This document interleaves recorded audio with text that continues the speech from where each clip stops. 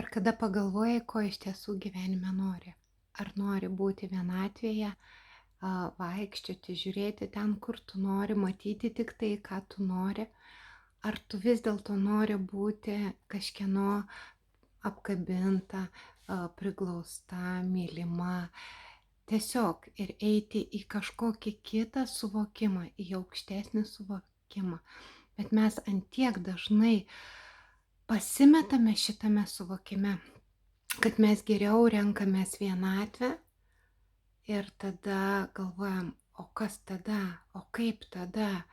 Tad jeigu renkiesi meilę, tu ją turi pradėti spinduliuoti nuo mažų dalykų, nuo pačių mažiausių. Tu turi pradėti spinduliuoti meilę visur. Ir ta meilė pradės atgal sugrįžti. Jeigu žadi keisti gyvenimą, pirmas žingsnis, kurį turėtum padaryti, tai iš savo vidaus pradėti spinduliuoti meilę ir visur ją matyti. Tegul širdučių pavidale, tegul angelų plunksnų pavidale. Tiesiog atsisuk į kitą pusę ir pradėk matyti kitokį gyvenimą. Ir tai jau bus nauja pradžia.